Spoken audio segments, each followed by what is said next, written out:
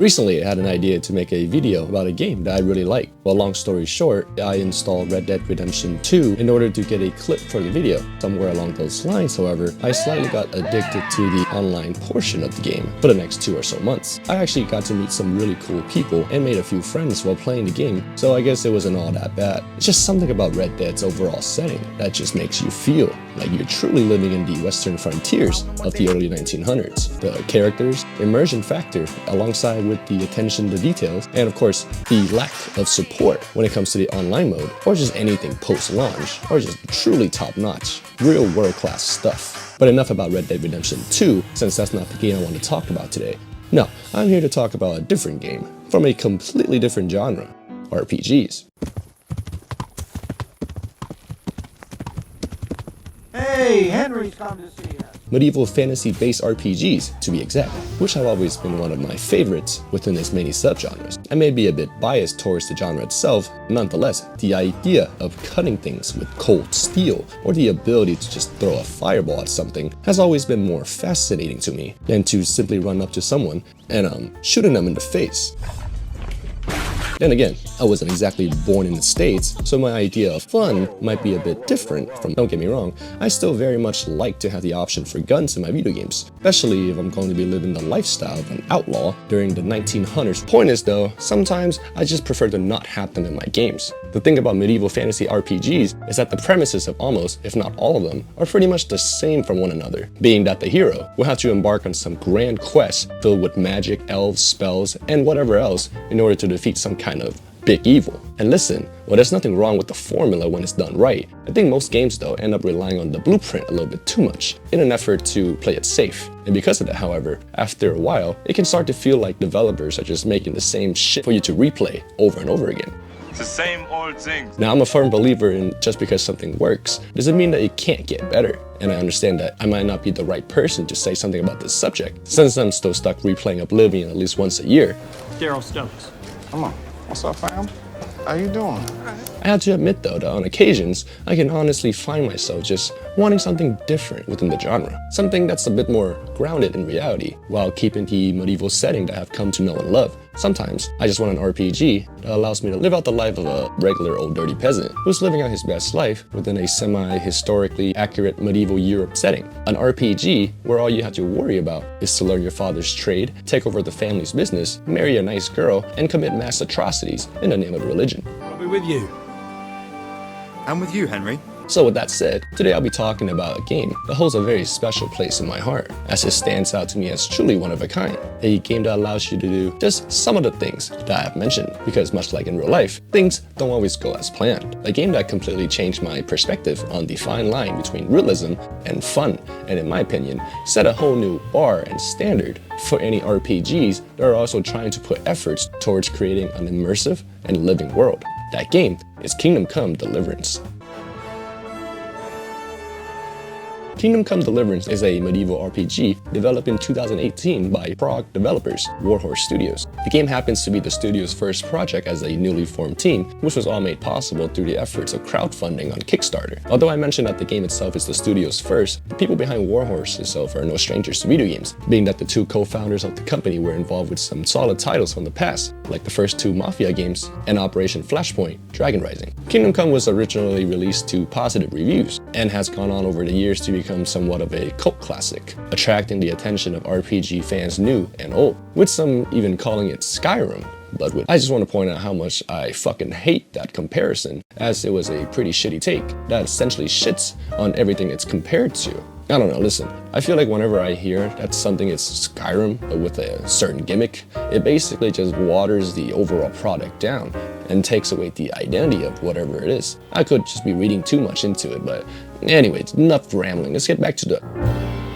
In Kingdom Come, you step into the shoes of Henry, son of well-respected blacksmith Martin, and his wife, who I just realized is only known as Mother throughout the game. The three of them live in a small mining village called Skalitz, with the game's backdrop set in 1403 Bohemia during a civil war between King Wenceslaus IV and his half-brother Sigismund for control of the kingdom. The semi-accurate setting was a big plus for me personally, as I love to learn about shit that had already happened. And while I realized that Kingdom Come may not be completely precise with its fact-checking, lacking, I think that Warhorse really went out of their way and did a pretty solid job to make sure that everything was as close to the real thing. It's still real to me, damn it! I recommend though that if you decide to check out the game for yourself, that you read up on the people, places, and things that pops up when you see them, as it will help you get a fuller picture and understanding of everything that's happening around you as you play. Back to the story, as Henry, you soon realize that the easy life in the village isn't as simple as it seems, and before long, your daily routine of flinging poo at the neighbor's house turns into a bloody battle for survival as you're swept up into the ongoing conflict when your peaceful life is derailed by an invasion of human. An invasion that leaves your parents dead, your girlfriend murdered, and most of your fellow villagers massacred. As Henry, you're forced to flee the only home you ever known, learn how to persevere through the harsh reality of war, in which you have to survive, to avenge the dead, seek revenge on those who took everything from you, and maybe even redeem yourself of the many crimes that you'll be committing throughout your playthrough.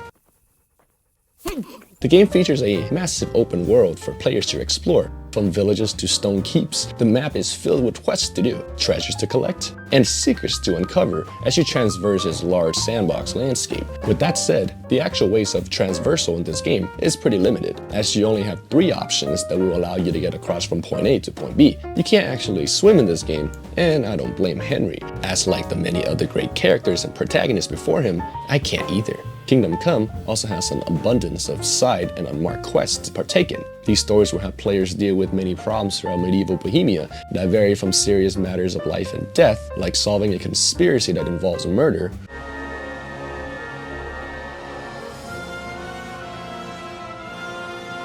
to the more mundane, such as deciding who gets to be the town's shit carrier. What's he going to do? You'll find it nowhere else. Carrying shit. While a large focus of the gameplay is combat, which I'll get into in just a second, Kingdom Come also offers a handful of non-combative skills or perks for players to pick and choose from. These vary from things such as strength, with perks allowing you to carry more items and deal more damage, to drinking, with perks that allows you to drink more without getting drunk. Among these are many more, such as pickpocketing, hunting, alchemy, and reading. I should mention that while you can't get every perk that's available within the game, I highly recommend that you try and experiment anyway, as you have the option of resetting your character's perks through alchemy, which in itself is a fucking chore or a great time, depending how much attention span you have. Speaking of alchemy, the saving system in the game is not one of my favorites, as I tend to save a lot while playing just any RPGs due to past traumatic experiences. There are currently only 2 ways that I know how to manually save in this game. The first being that you would have to make a specific potion within this fairly large catalogs of recipes. Only after crafting the potion and drinking it that the game will allow you to save. But wait! There's more! It doesn't stop there though, as the potion itself is pricey if you insist on buying it instead, and at the same time, it also contains alcohol, which will make you drunk, leading to blurred visions, incoordinations, and if consumed too many times in successions, will black you out and give you a hangover. You can negate most of these effects, however, through certain perks from the drinking skill tree that I have mentioned earlier, or with other different potions in order to get sober. The second way you can go on about saving the game is through finding an unowned or renting your own bed, which will then allow you to save as you pass the time with sleep. Oh shit! Yeah, well... The act of sleeping itself, however, will lead to hunger, as Kingdom Come also has a survival system to it as well. Sort of like Red Dead Redemption's 2 survival mechanics. Although light in its design, I would argue that its simplicity plays a huge role in making you feel like you're really living in the 1900s. The game will require you to eat, sleep, and manage Henry's tedious needs in order for him to stay alive. I say tedious because you also need to carefully make sure you don't overeat or not eating enough, and not getting enough sleep, as it can bring negative debuffs onto Henry. Overall, the daily needs system is a serviceable addition to the game that I appreciate, while the save system, to me personally, is just extra unnecessary stuff that you shouldn't have to do. So with that said, I suggest that you just disable the saving requirements altogether through modding. Speaking of mods, the modding community in this game is nothing crazy, I'm gonna be honest. I mean, the Nexus is there, it's just not like a Scrolls Nexus. It's mostly just small quality of life changes here and there, with some retextures and maybe a bug fix or 2. Still, I recommend you check it out anyway, as there's bound to be something you won't like about the game that's already been fixed by someone else. Alongside your typical main and side quests, the Kingdom Come also offers a few side activities for players to participate in. These include Farkle, which is a pretty fun and simple minigame if you take the time to learn how to play. You can actually collect special dice throughout the game from ways of looting or pickpocketing certain NPCs to make things easier or harder for yourself. Another side activity you can do is enrolling in the weekly town tourney, which will have you go up against other other combatants as you fight for money, glory, and unique items. If you choose to participate in the tournaments, I highly recommend you hit up the local Thieves Guild to make side bets on yourselves so that you can earn some extra money. A nice little wager. Well, break a leg. Literally, I hope. But of course, we can't forget about one of the main selling points of the game, the combat. The combat system is very unique as it's both innovative and frustrating. In Kingdom Come, you have the option of various weaponry, such as maces, axe, shields, swords, longswords, sword swords. The actual fighting mechanics, though, is a standout from the usual button mashing that I'm used to, which is great and refreshing since I have yet to see anything like it within the genre. The timing and freedom of each attack from the different weapons is great, allowing you to have full control of your actions as you block, parry, and perform combos against your enemies. With that said, it can feel a bit clunky and outright shitty at times, especially when you're outnumbered. Its intricate mechanics demand precise timing, strategy, planning, and a little bit of luck, which makes every fight feels like an intense battle for survival, where being surrounded or making a single mistake can mean a quick end to your adventure. Look, the combat can be satisfying when you're finally able to learn everything there's to the system by ways of this dude right here. I cannot stress this enough that you go and talk to him as soon as you're able to, since it will make the game a lot more enjoyable once Henry has full control of his limbs. Even with the training though, it might not matter later in the game, as NPCs will unfortunately have access to what's called master strikes, which are basically stunt locks that will render all of your combat capabilities useless. This can completely break the fucking game, and my only real advice for it is to either get good or attempt to fix it yourself through, of course, a few dozen mods, which I'll be linking in the description, as I'm currently running a few quality of life changes to the game myself. Don't get me wrong, the game is perfectly fine and playable on its own, but to each their own. Like I mentioned before, the game does a pretty good job at referencing the historically accurate details of 1400s Bohemia, as the actual setting alongside its architecture, weapons, armors, and clothing are all time period appropriate, only with a few minor discrepancies, such as the aventail being tucked instead of, who cares. Warhorse even went out of their way to incorporate a church that's still present in modern day Czech Republic into one of the plot lines of the game. They even included a side mission that explains how the funding of the church construction is being stolen, which explains its unfinished state even after all these years. That's dedication to the source material. Most of the landscape within the game is pretty much like your average stroll in Skid Row, as there's muddy roads, mine tunnels, and green forestry filled with a small variety of animals that you can hunt for food and money. You actually have to earn the rights to hunt at each forest within the city limits, as poaching is highly illegal and you can be arrested for it. The score in the game is fucking phenomenal, as it is filled with all sorts of drums, tambourines, and flutes, which really brings in the feeling of being alive in rural 1400 Bohemia altogether. There's a track in the game that I really like called Poverty and Famine, which plays during a pretty entertaining and important quest in the story. As like most other Eurojanks, the actual game has the occasional bugs here and there, which might fuck up some quests, especially towards the end of the game. I think though that's just how it usually goes when you have a game of this size. Speaking of the ending, although somewhat satisfyingly enough, it was a cliffhanger. After beating the game, I was left impatiently waiting to see what would happen next. Days turns to months, and months turned into years, as I was looking for any news from Warhorse regarding an update of a sequel. The monkey's paw curled, however, because when Warhorse did finally announce something, it turned out to be a soap collaboration. Thankfully, we won't have to wait much longer, as Warhorse has confirmed the much anticipated sequel, which is hopefully will be coming out soon, towards the early beginning of 2025. Amen. So with that out of the way, in this video, I'll be playing some of the first and early parts of Kingdom Come, particularly its tutorial level, as a way to showcase some of the stuff that's in the game. Henry, get up now. There's work to be done. After being woken up by your mother, you'll be introduced to the first few dialogue options in the game, which happens to be where you get to choose your major and minor skills. After selecting your choices and talking to your father, you're tasked with collecting a few things so that he could forge a sword for the local lord. These items that you'll be fetching includes getting charcoal from the local trader, collecting payments from the town's drunk, and getting ale for your dad from your barmaid girlfriend at the inn. Look at you, lover boy. With that said, at this point in the game, this is where I usually stop playing it, as it was was intended. After getting the quest from Dad, I usually just go ahead and kill as many occupants within the village as I can, just so I can get as much loot and money as possible. How you should go on about this is that you should first take out all the guards, just so no one has anyone left to run to and call for help. Don't worry about killing the villagers or named characters too much though, as everyone's lives will not matter since an invasion is coming anyway. That and everyone that is of importance will in fact respawn, since the tutorial level acts as its own little hub world. So don't let your conscience get in the way of profit. After you're done killing everybody, you're left with about 300 plus groshens, which is the currency used in Kingdom Come, and a few pieces of armor and equipments before you set out for the rest of the game. With that done, you can now go on ahead and get the ale from your village girlfriend, knock out your neighbor to take back the money he owes your dad, and learn the first few lessons on how to sword fight. After giving your father the stuff he requested, you both will look on as it's finally time for an untimely invasion. What's happened?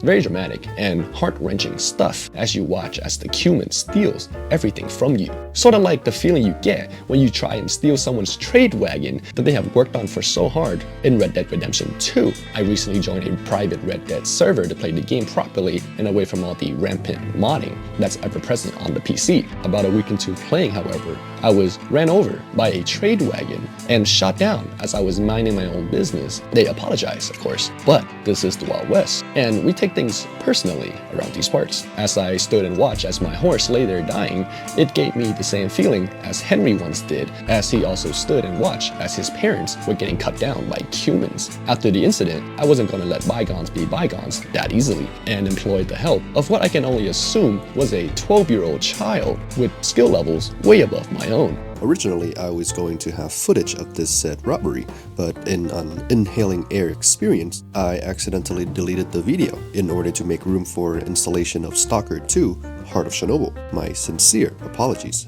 So please enjoy this footage of my friends and I playing catch with a duck. Watch as we roll into the same group of players as they're in the middle of delivering yet another wagon and stealing it from their hands. The 12-year-old child was subsequently banned from the server afterwards though, as we later found out that he himself was using cheats, such as the fast and fair hands of justice during the 19. While Kingdom Come Deliverance isn't perfect, for no games can ever truly be perfect, its irregular difficulty spikes mixed with the bugs and the slow pacing might turn you off at first as you learn to navigate through its vast open world. But if you're into the more detailed, historically accurate RPGs with a great storyline and don't mind the occasional hiccups, Kingdom Come Deliverance is definitely worth checking out. Whether you're engaging in sword fighting, mastering archery, conversing with the local townsfolk, or picking flowers, every action feels grounded with a touch of realism to it, alongside with a strong emphasis on choice and consequence, where even some of the smallest decisions you make can have an effect on both the story and the world around you. It's immersive, challenging, and does things a little differently from most games that are out there, which makes it a memorable standout